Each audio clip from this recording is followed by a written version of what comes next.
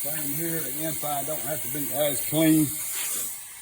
We're gonna blow it out anyway.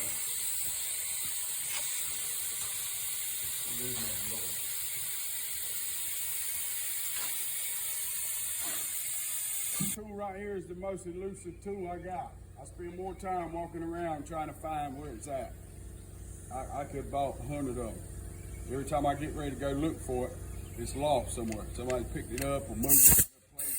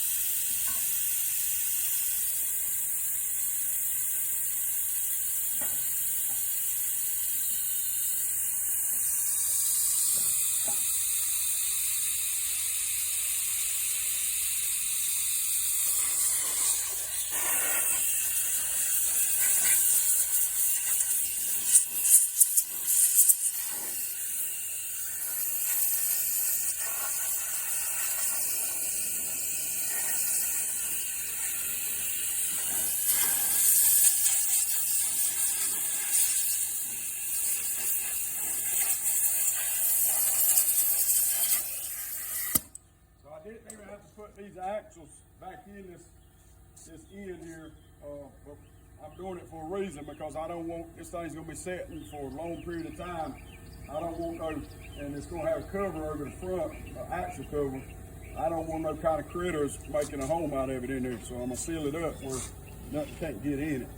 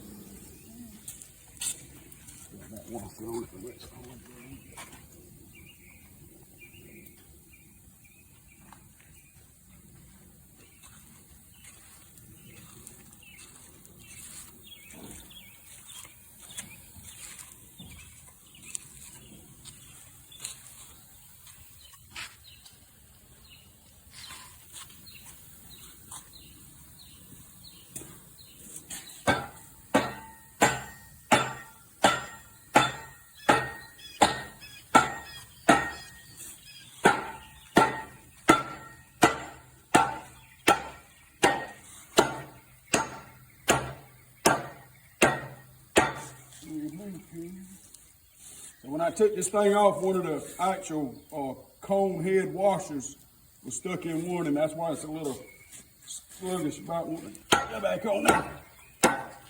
I should have made it out, but I didn't. So if you didn't have that little dome washer on there, that'd slide right in.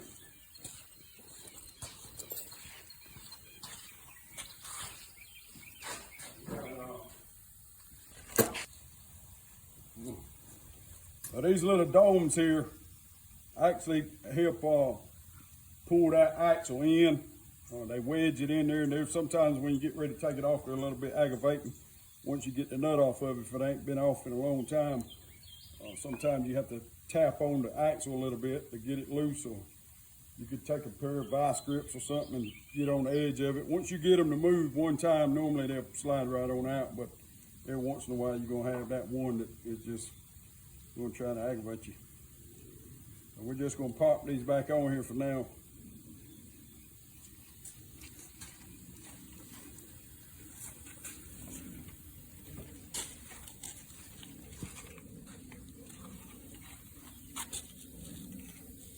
And you can just tighten them up just like you would a rim or something, zigzag, and pull the axle in there. We're doing it on the truck.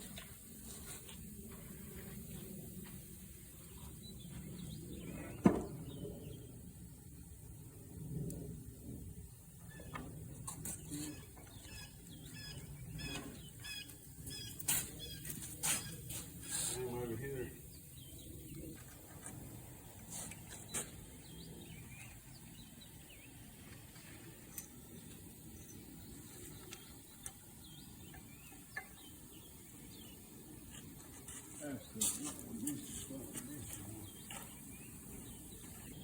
All right, so some of the actual spray liner got on the inside of the hole here.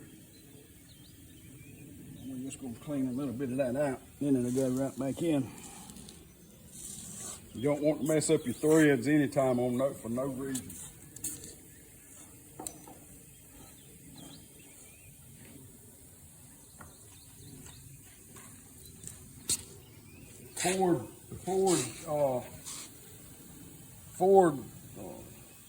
That Ford truck right there, that tool truck, they've got some stuff on it that's like super over-engineered for the average person to be able to work on it.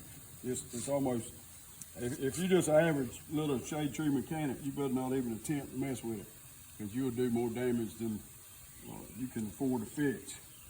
But they got a EGR on that thing and a couple more things. They've got super tiny little bolts on there that's like a 5/16 socket head. So the bolts maybe, it's less than a quarter. And it's been hot up there and it's been cold. And when you get ready to take the sun gun off, you barely got to touch it and it'll snap. You can heat it, whatever. It's just a stupid idea the way they put it in there so small, a little teeny bolt up there like that. Once it breaks off, you got to try to drill the thing out, get it up out of there. It's just a nightmare. So, if you ever mess your threads up on something, you just change the whole outcome of the job. It just turned into a whole lot more of a job.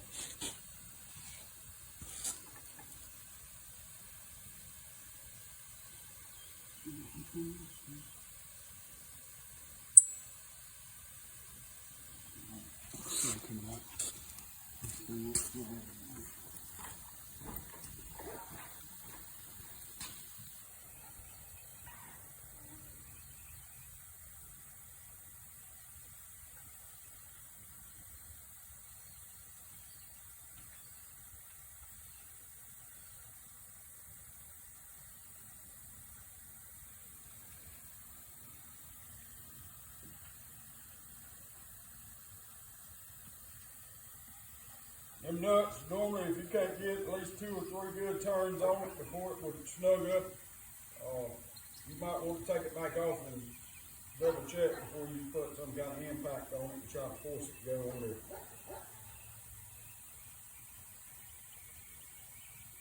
I got one right here. I can look at that thread right there and I can tell that thread's been hit. Right here on this corner. This is a good example right here. Somewhere or another, I could have did it moving this thing around, but right here on this corner, you can see that thread is folded over right there.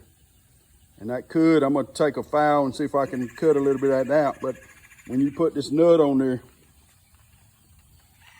time you try to tighten it, right there, it's tight already. So if you try to force it on there with an impact wrench, what's gonna happen is you're gonna dig some of that metal off of there, that steel, and it's gonna get in the rest of them threads, and it's just gonna go through there and tear them whole threads up all the way down it. Right now, worst case scenario, if you couldn't get it out there, you could take a grinder and or a turbo, and you could cut the end of that bolt off, and it wouldn't be a big of a deal if you couldn't get it where the thing would go on. But if you strip these threads all the way down, then you're gonna need to pull that whole stud out and replace the whole stud. But sometimes if you catch stuff, before you go too far, you can make a repair on it or fix it and not, be total catastrophe. But if you just one of those type that don't pay attention and you're just going there, just going through the motions, doing stuff, a lot of times you'll do something and you'll cause yourself a lot more problems than it could have been had you just been paying attention and stopped for a few minutes and fixed it. So we'll just snug up what we got, and I'll file that bolt down a little bit later, and we won't even try to tighten it right now.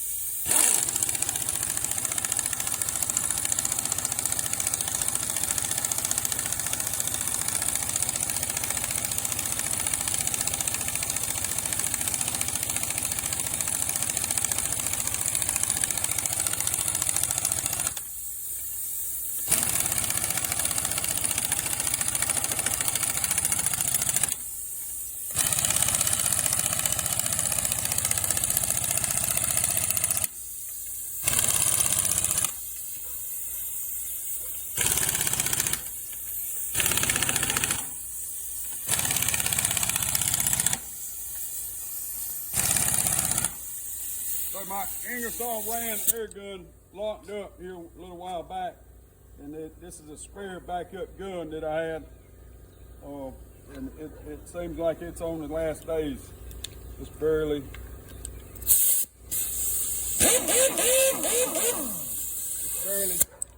doing it. So, and I see where the tools don't really last like they used to. Used to you could buy Ingersoll Rand, and that was like the top name brand, and you could use it for decades without no problem. But I bought a 1-inch Ingersoll Rand air impact gun for these trucks, and the gun was like $600 and some a couple years ago, and it's you could tell it's not the same quality it used to be. Same thing with the air compressor. I bought an Ingersoll Rand 80-gallon air compressor a few years ago, and I probably used it less than a year before the motor burned up on it. And weren't a problem with the wiring issue or breakers or anything like that. It don't hold up. So it's getting hard, even when you pay, top dollar for name brand stuff now. It's just getting hard to get your money's worth. It used to, you didn't buy the cheap stuff because you knew it wasn't going to last. Now you can buy the more expensive stuff, and you still ain't getting real, good service out of it. So I don't know what's going on with them. Everybody's got more into it. They don't really care about their name brand no more. And used to, that's how they prided themselves on the quality of their stuff. But now it's more like quantity. How much can they sell? How many times can they sell it? They don't really care about the customer that's buying it anymore. So you end up with wasting a whole lot of money and time, and every time you turn around you got something broke, and it ain't even got no age on it or no use.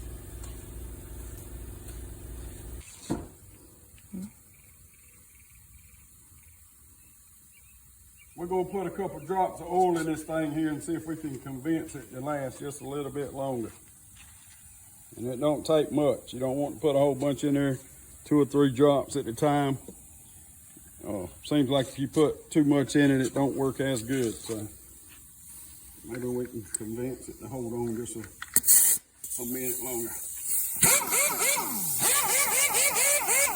You can just listen to it. You can listen to that gun until it ain't got no power.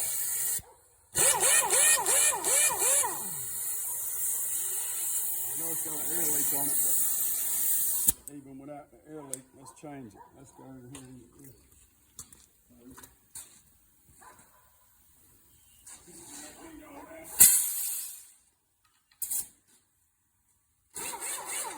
It's still the same.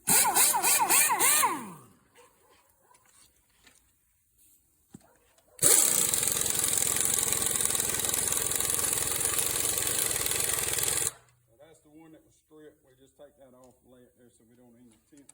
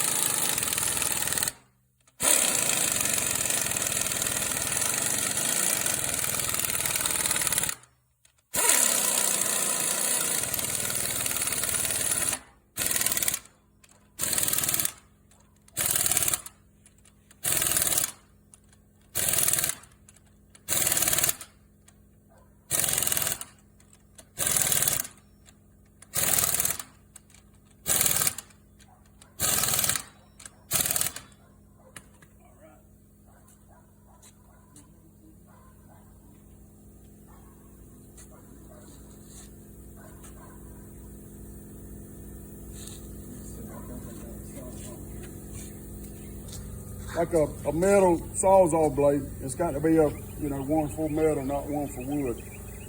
But you can take one with a real fine teeth on it, and you can try to play with that thread right where it's messed up if it ain't messed up too bad.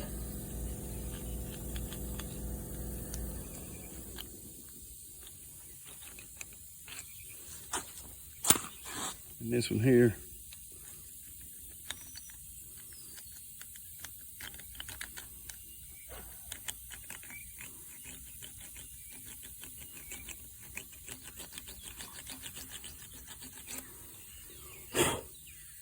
You don't want to try to dig all the way through it, but just open it up just a little bit.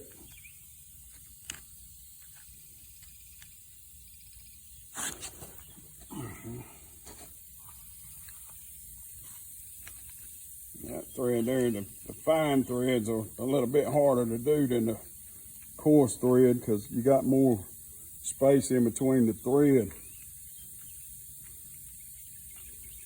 You don't really have a whole lot of space in between there.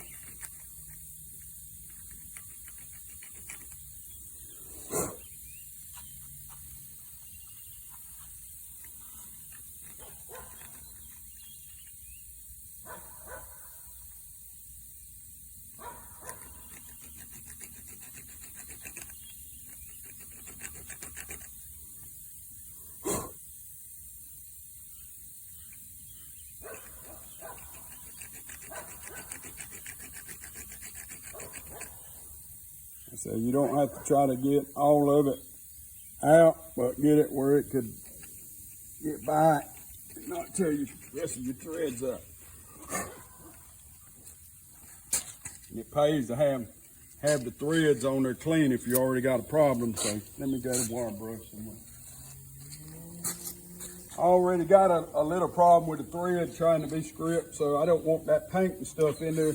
I want to get the threads on this one here a little cleaner than the rest of them. That way I don't have to worry about if I get a small piece of metal in there, I ain't got to worry about it fighting with the paint that's already in there too. So, and I didn't put the paint in the thread, the paint was already in the thread. I just didn't clean it out.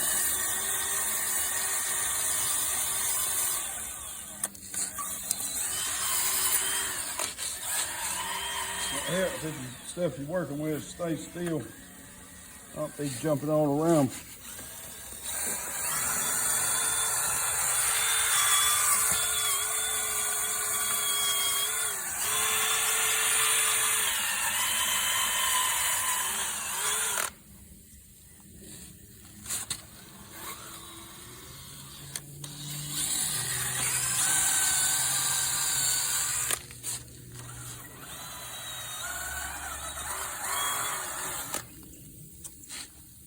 Okay.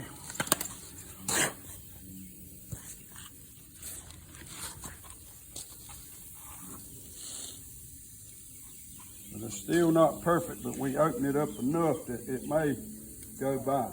See? Screw it on there with your hand. And that's just by taking the time to stop for a minute and correct a little issue before you go too far. Now, had I put this bolt on there a while ago when it was tight like that and tried to run it up there with that gun and force it up there, it would have dug little pieces of that metal off and it would have got in that thread, and then it ends up messing your whole thread up on your bolt. So just by taking 5 minutes and saying, hey, there's an issue here, let's see if we can correct it a little bit, I saved myself a lot of trouble. You see how easy that bolt screws on? Look, you can get at least 3 or 4 turns on it. So that's good. You save yourself some trouble.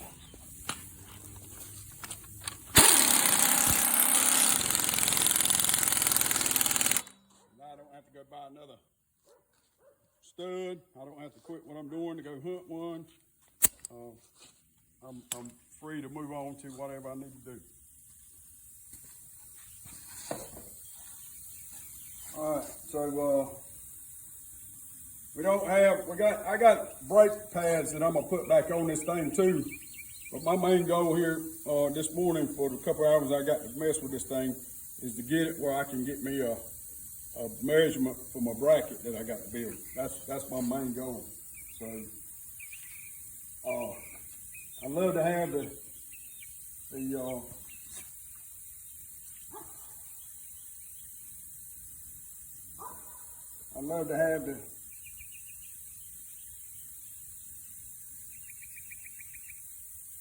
clear coat to spray on my nuts here for these things, so I don't have to take them back off. But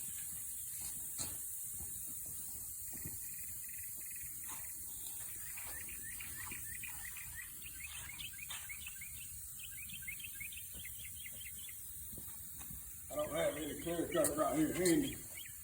So what I'm gonna just do is stick them on there temporary. I need to pick that thing up some.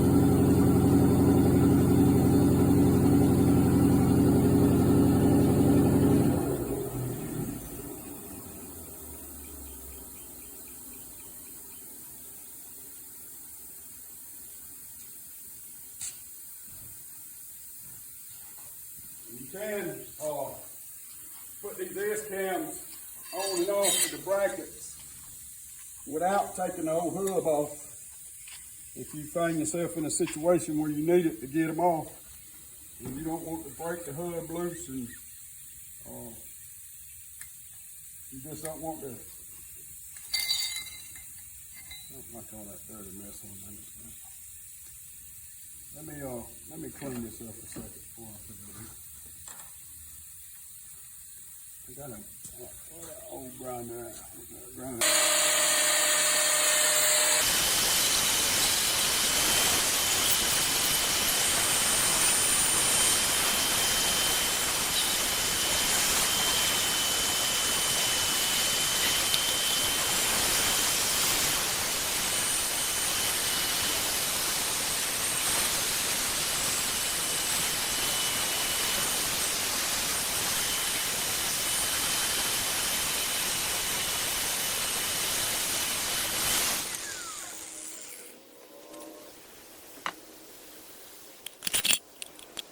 You can get the S-cam on without taking the axle off, but you got to pretty much, you can get that bracket off too.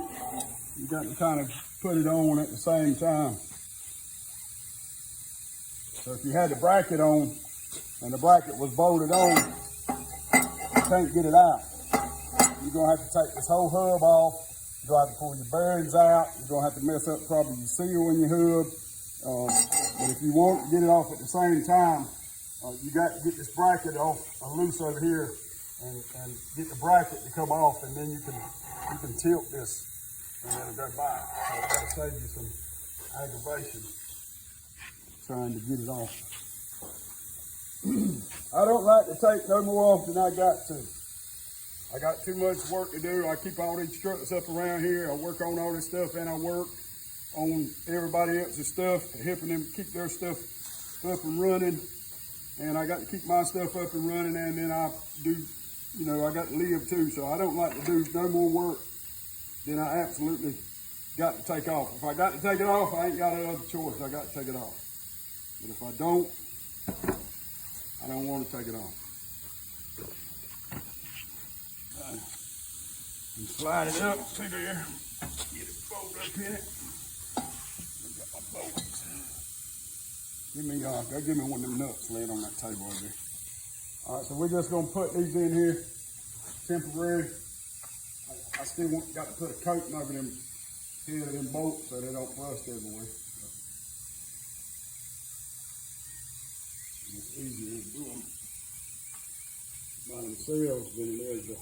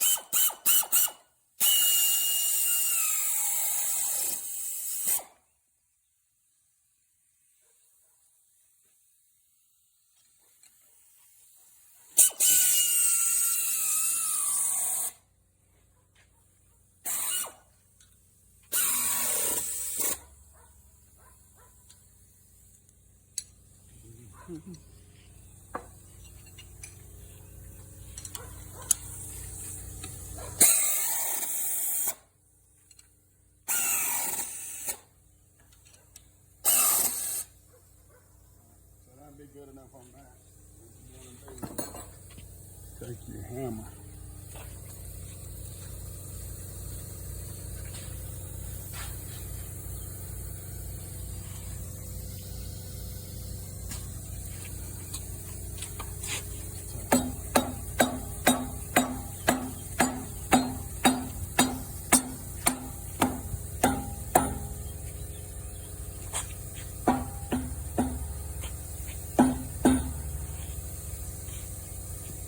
Put some grease in there. I cleaned all the grease out of there because I didn't want that crap getting all over my hands and touching everything, so I just took the pressure washer and washed most of it out.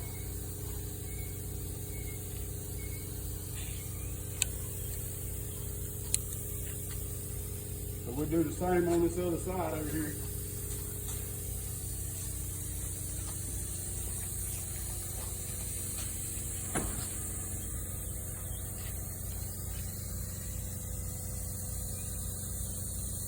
Decades and decades of grease and hard stuff that the pressure washer didn't wash off. So I'm gonna just take this grinder and just clean it from the wheel.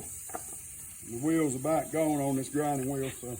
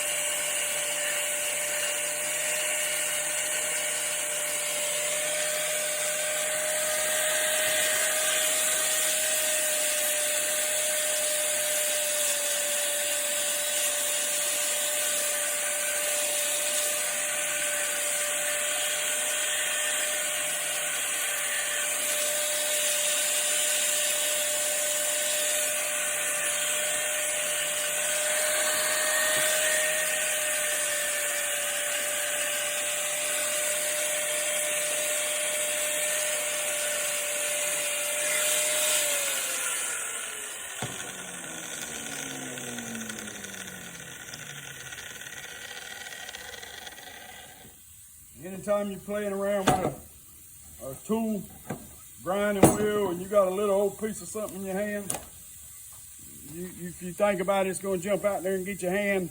You holding it, most of the time you're worried about it, 9 times out of 10 it's going to get you. So you better go ahead and get you a pair of pliers or put it in a vise or something, because the tool always wins. When it hits you, it don't feel nothing. That sucker will slice you open within a split second. That thing turns at, I think this one here,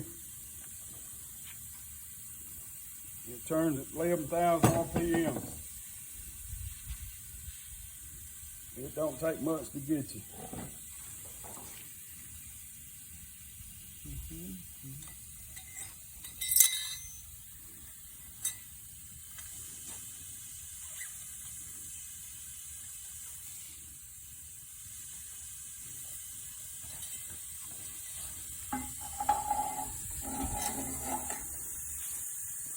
I got my nuts out here.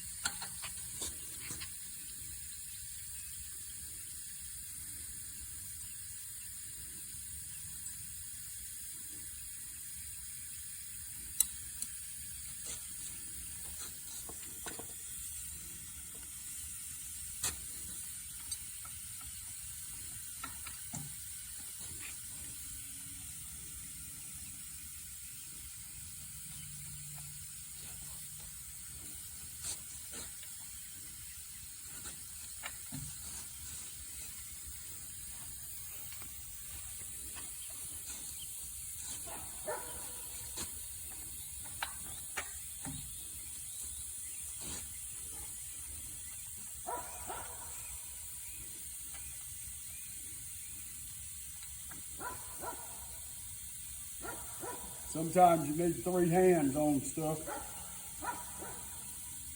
But if you work by yourself a lot, you got to figure out how to do everything with 2. Because a lot of times I need an extra hand. If I had just 1 hand, I could do stuff a whole lot easier if I had 3 hands.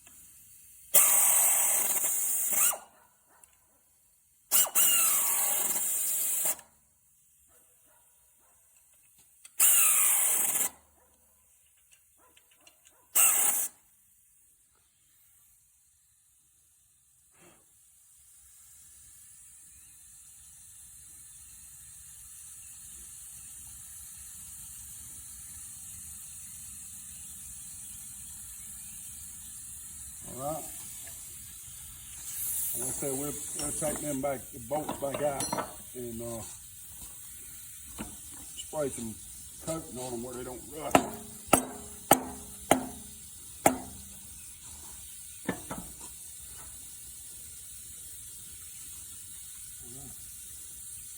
So that'll hold that. Now, we're just going to stick the, no, we can't do that. I'm going to have to let it down and rehook it here to pick it up, because my brake drum ain't going to go on.